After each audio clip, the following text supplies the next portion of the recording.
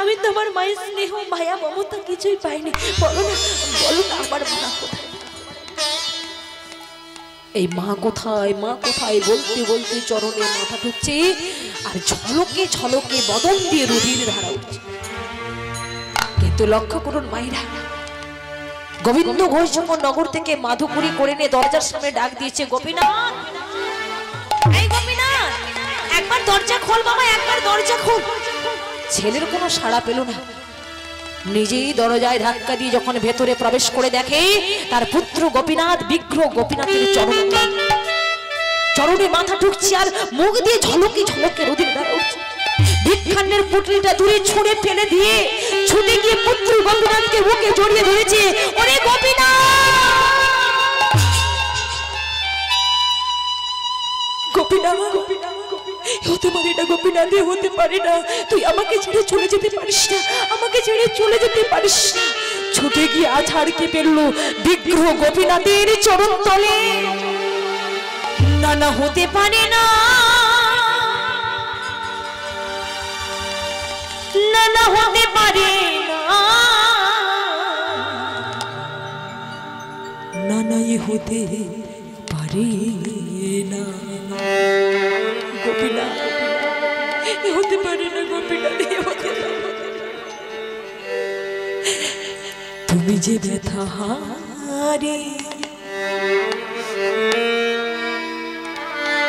আমায় ব্যথা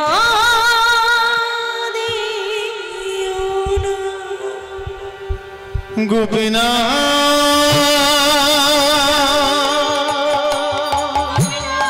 গোপীনাথ,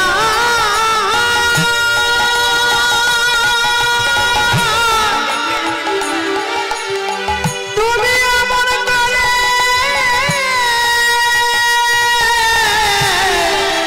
পুত্র গোপীনাথে কেনে নিও না।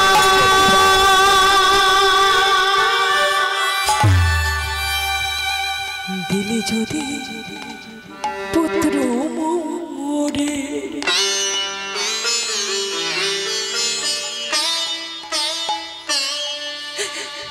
তবে কেড়ে কেন নিতে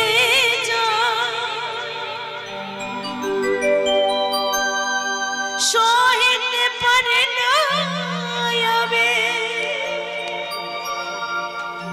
কেন এত দুঃখ দাও?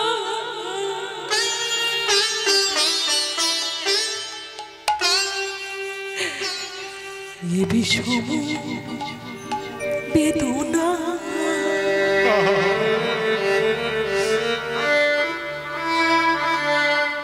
আমি সহিতে পারি না।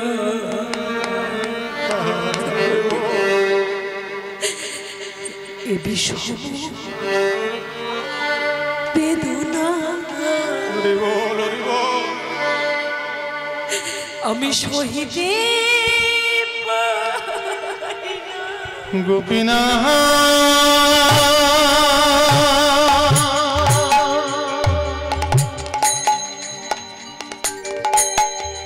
গোপীনাথ,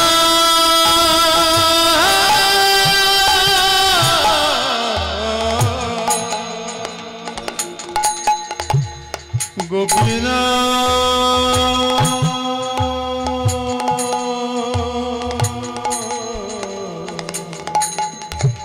ওগো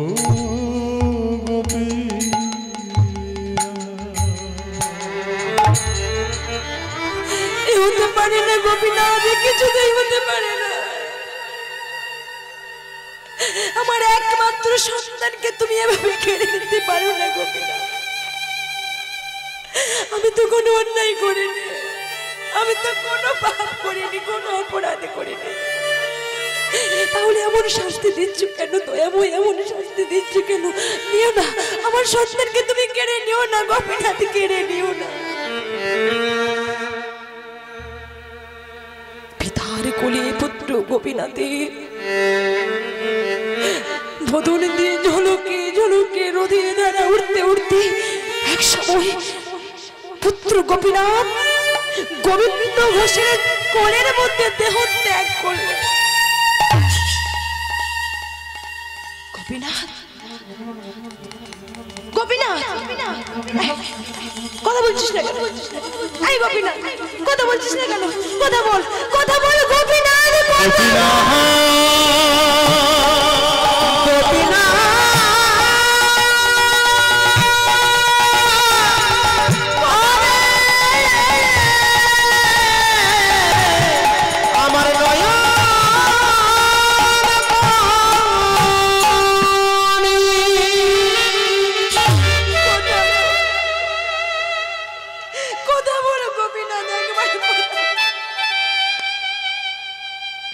এভাবে তুই আমায় ছেড়ে চলে যেতে পারিস না।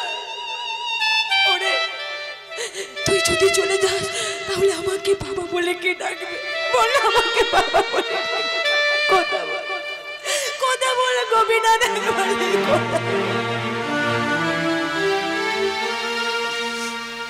বলুন তো মাইরা, যার দেহ থেকে একবার প্রাণ পাখিটা চলে যায় সে কি আর কখনো কথা বলতে পারে?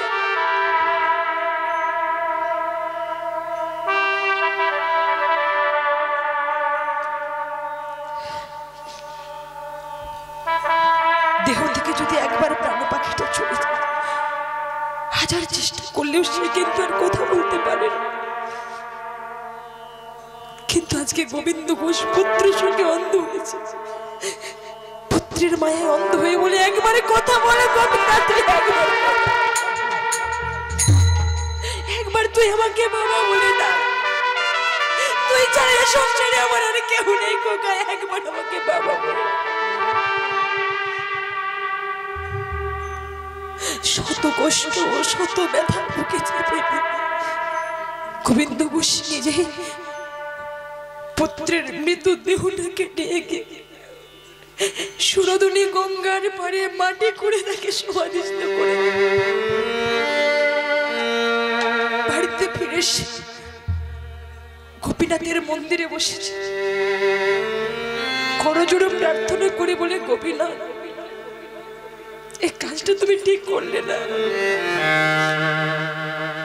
এই কাজটা তোমার ঠিক হলো না। তুমি আমাকে সংসার করতে বলেছো,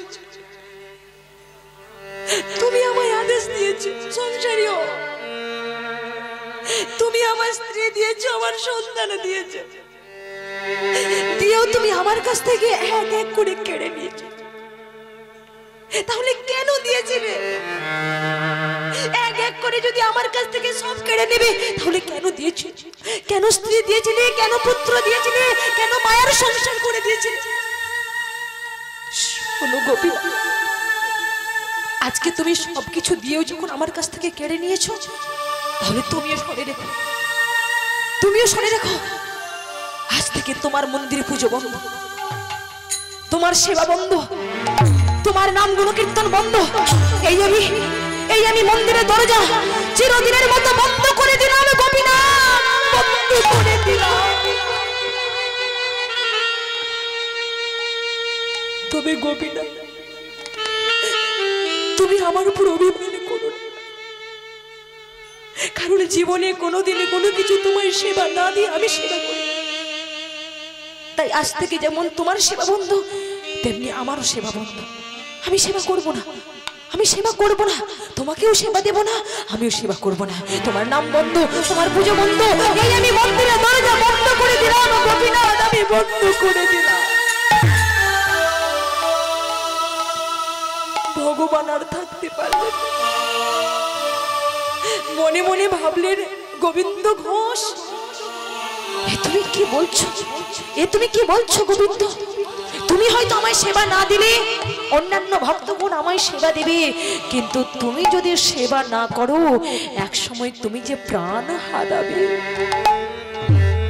তোমার মতো ভক্তের দেহ থেকে যদি প্রাণ পাখিটা চলে যায়, এই বিশ্ব সংসারে জগৎ মাঝারে আমাকে কেউ ভক্তদের ভগবান বলে ডাকবে না, আমার নিষ্কলঙ্ক নামে যে কলঙ্ক রটে যাবে। তাই আমাকেই তোমার কাছে ধরা দিতে। লক্ষ্য করুন মায়েরা, একদিন, দুদিন, 3 দিন, 3 দিন পার হয়ে যখন এলো 4 দিন, মন্দিরের বিগ্রহ গোপীনাথ আর থাকতে পারল না। পুত্র গোপীনাথের রূপ ধারণ করে গোবিন্দ ঘোষের সম্মুখে দাঁড়িয়েছে। বাবা বাবা গোবিন্দ ঘোষ চমকে উঠেছে। কে কে আমাকে বাবা বলে ডাকে? না না, এই সংসারে বাবা বলে ডাকার মতো তো আমার কেউ নেই। ছিল আমার একমাত্র পুত্র গোপীনাথ, কিন্তু এই বিগ্রহ গোপীনাথ আমার এই একমাত্র সন্তানকে কেড়ে নিয়েছে। কেউ নেই, কেউ নেই আমাকে বাবা বলে ডাকার মতো আর কেউ। বাবা, ও বাবা, যদি কারোর দুটো সন্তান থাকে, এক সন্তানে যদি চলে যায়, আরেকজন সন্তানকে তার বাবাকে বাবা বলে ডাকতে পারে না। আমি তো তোমার আরেক সন্তান। বাবা, ও বাবা, তুমি তোমার সন্তানকে সন্তান বলে মনে নিয়েছো, মেনে নিয়েছো, আর আমি পাথরের বলে, আমি বিগ্রহ বলে, তাই বুঝি আমাকে সন্তান বলে মানতে পারছো না? বাবা, আমিও যে তোমার সন্তান হতে চাই, আমি যে তোমাকে বাবা বলে ডাকতে চাই। হ্যাঁ, আমি তোমাকে বাবা বলে ডাকতে চাই। গোবিন্দ ঘোষ বলে, কি তুমি আমার সন্তান হতে চাও? তুমি আমাকে বাবা বলে ডাকতে চাও? তুমি পারবে? সন্তানের যে কর্তব্য, সেই কর্তব্য তুমি পালন করতে পারবে? বলো বলো, তুমি পালন করতে পারবে? যেদিন আমি এই ধরাধাম ছেড়ে চলে যাব, মায়ার সংসার থেকে বিদায় নেব, তুমি কি পারবে আমার জন্য পিণ্ড প্রদান করতে? তুমি কি পারবে আমার জন্য শ্রাদ্ধ করতে? পারবো বাবা। আমি পুত্র হয়ে পুত্রের কর্ম করব, কর্তব্য পালন করব। তুমি যেদিন থাকবে না, আমি তোমার জন্য কাছা নেব, ধরা নেব, 1 মাস অভ্যস্যন্ন করব। 1 মাস পার হয়ে গেলে তোমার শ্রাদ্ধের আয়োজন করে আমি তোমার জন্য নিজ হাতে পিণ্ড প্রদান করব। নিতাই গৌর প্রেমানন্দে। লক্ষ্য করুন মায়েরা, ভক্ত ভগবানের মধ্যে কথা হয়ে গেল, আর কিন্তু কেউ জানে না। গোবিন্দ ঘোষ এবার ভাবতে শুরু করলো, এই বুঝি আমার সন্তান। নিজ পুত্রের কথা ভুলে গিয়ে আজকে মন্দিরের গোপীনাথকে বলছে, ওই বুঝি আমার সন্তান, ওই বুঝি আমার ঔরসজাত সন্তান। ওরে, আমি তোর এমনই হতভাগ্য বাবা, আজকে 3 দিন তোকে আমি উপবাস করে রেখেছি, কিছু না সেবা দি, একটু অপেক্ষা কর বাবা। এই আমি যাচ্ছি নগর থেকে মাধুকরী করে এনে আমি তোর সেবা দেব। লক্ষ্য করুন মায়েরা, নিত্য নিত্য নগর থেকে মাধুকরী করে এনে গোপীনাথের সেবা দেয়।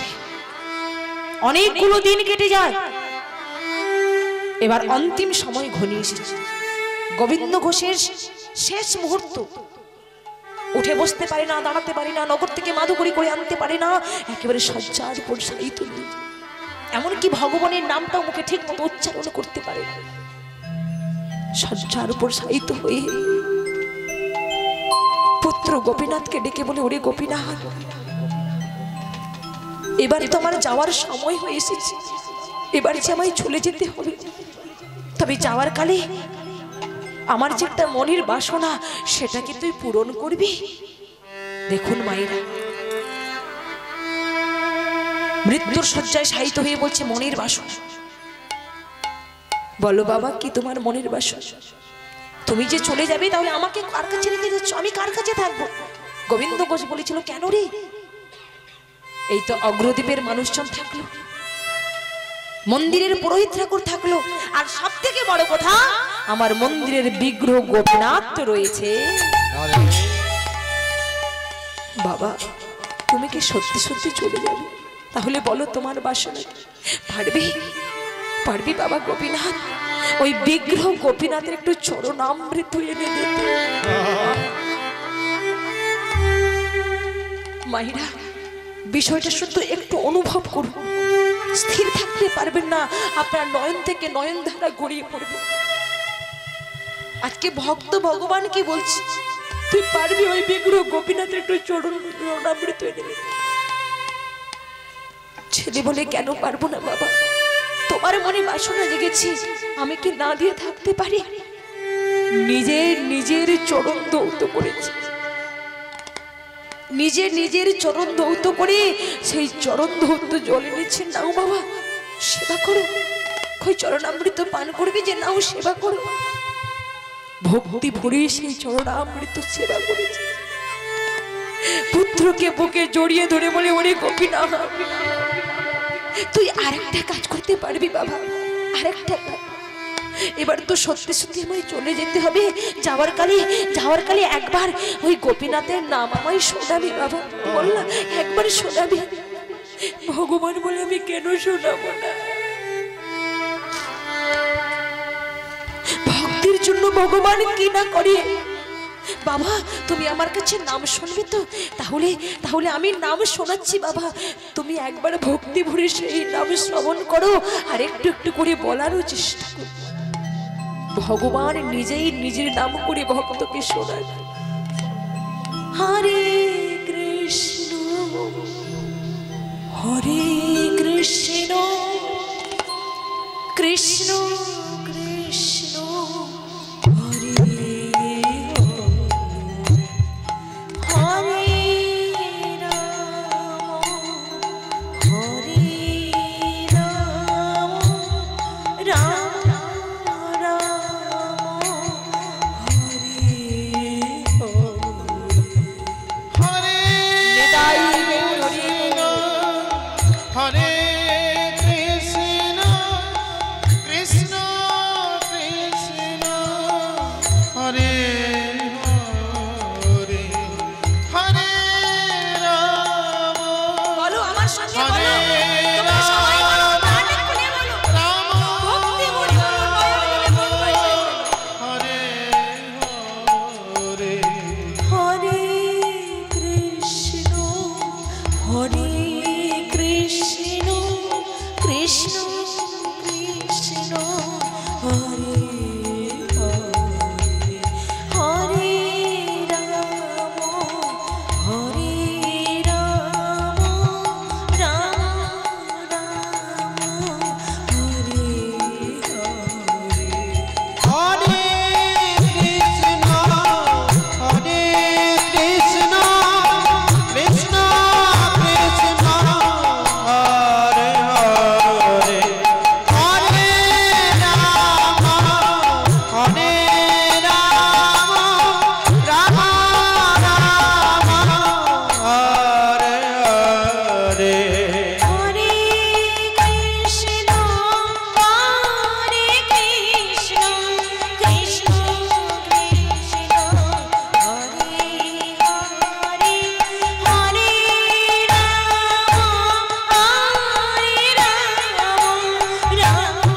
রাম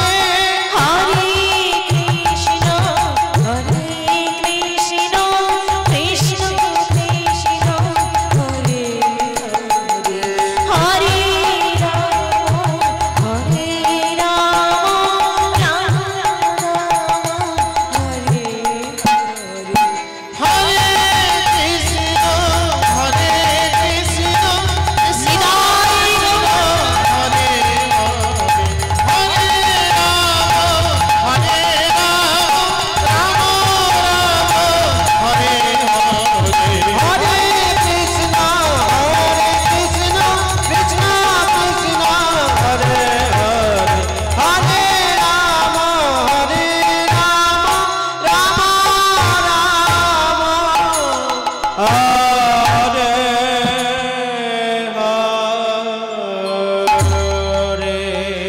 চলে গেল। ভগবানের নাম শ্রবণ করতে করতে ভক্তের দেহ থেকে প্রাণ পাখিটা উড়ে চলে গেল। গোবিন্দ ঘোষ দেহ রাখলেন। অগ্রদ্বীপের মানুষজন জানতে পারলো, বুঝতে পারলো যে গোবিন্দ ঘোষ দেহ রেখেছে। এবার লক্ষ্য করো, ওই বিগ্রহ গোপীনাথ পুত্র গোপীনাথের রূপ ধারণ করে মন্দিরের পুরোহিত ঠাকুর তাকে জাগিয়ে দিলেন, সচেতন করে দিলেন। পুরোহিত ঠাকুর, আমার পিতা গোবিন্দ ঘোষ তিনি দেহ রেখেছেন, তাই আজ থেকে 1 মাস তুমি আমার এই রাজবেশ খুলে দিয়ে আমাকে ধরা পড়ে দেবে, আমাকে গাছা পড়ে দেবে। 1 মাস আমায় হব্বিষ্যন্ন করে দেবে। আর 1 মাস পার হয়ে গেলে ওই চৈত্র মাসের পাপ মোচনী একাদশীর দিন তুমি আমার বাবার শ্রাদ্ধের আয়োজন করবে। আমি নিজ হাতে আমার পিতার পিণ্ড প্রদান করব। তাই গৌর হরি বল, হরি বল। 1 মাস হব্বিষ্যন্ন করে দিল। যখন 1 মাস পার হয়ে গেল, চৈত্র মাসের পাপ মোচনী একাদশীর দিন গোবিন্দ ঘোষের শ্রাদ্ধের আয়োজন করা হয়েছে। দর্শন করবার জন্য সবাই ছুটে এসেছে। কেউ নিয়ে এলো ভক্তির নয়ন, আবার কেউ নিয়ে এলো উপহাসের নয়ন।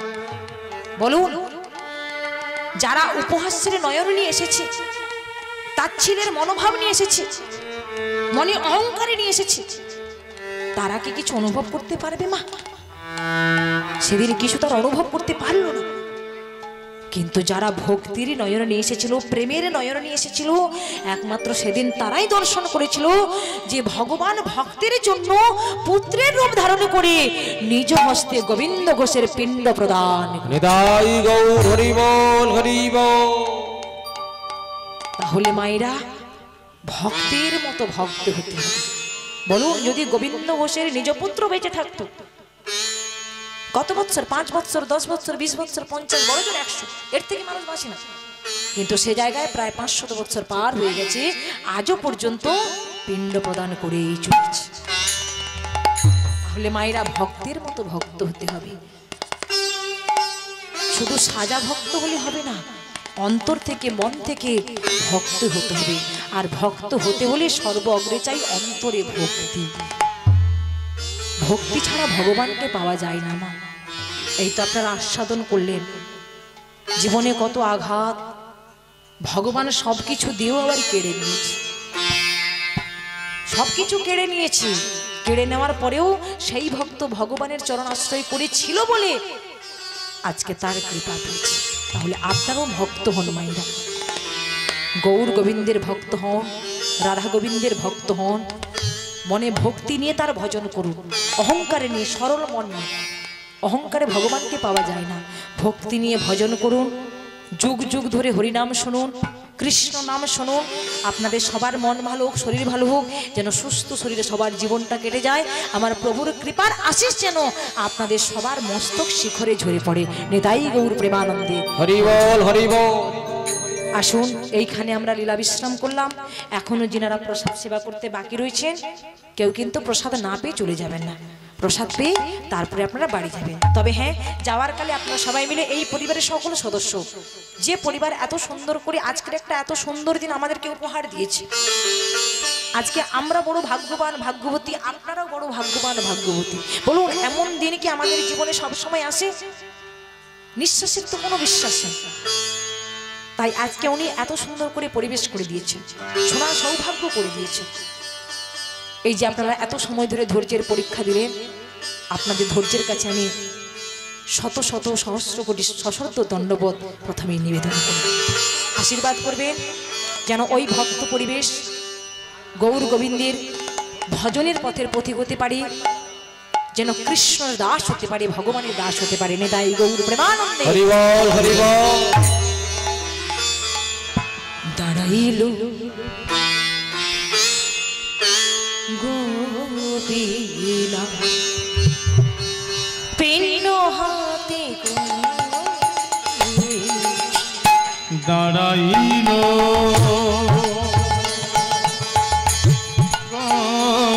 গোপীনা পিণ্ড হাতে করি। দাঁড়াইল গোপীনা পিণ্ড হাতে, দাঁড়াইল গোপীনা পিণ্ড হাতে করি। পিতৃ শ্রাদ্ধ করিবার তলে, পিতৃ শ্রাদ্ধ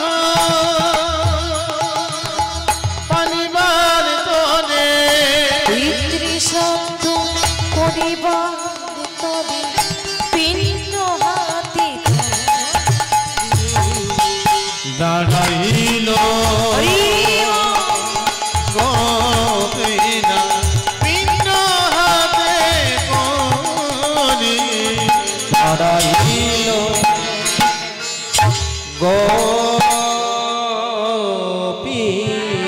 রাম ভক্তের বাসনায় আজ পূরণ হইল ভক্তের বাসনায় আজ পূরণ হইল ভক্তের বাসনায় আজ পূরণ হইল ভক্তের বাসনা আজ পূরণ হইল প্রেমানন্দে সবে মিলে হরি হরি বল এবার প্রেমানন্দ সবে মিলে হরি হরি বল এবার প্রেমানন্দে সবে মিলে হরি হরি বল এবার প্রেমানন্দ সবে মিলে হরি হরি বল জয় শশী নন্দন জয় গৌর হরি জয় সতী নন্দন জয় গৌর হরি জয় শশী নন্দন জয় গৌর হরি জয় সতী নন্দন জয় গৌর হরি হরি নামের প্রভাবে যাবে ভব সিন্ধু তরি হরি নামে ভাবে যাবে ভব সিন্ধু তরি হরি নামের প্রভাবে যাবে ভব সিন্ধু তরি হরি নামে ভাবে যাবে ভব সিন্ধু তরি নিতাই গৌর হরি বল নিতাই গৌর প্রিয় দত্তর নিতাই গৌর হরি বল নিত্যানন্দের বল শ্রী অদ্বৈতের বল শ্রীমান গদাধরের বল হরি বল হরি বল হরি বল হরি বল হরি বল হরি বল নিতাই গৌর প্রেমানন্দে হরি হরি বল হরি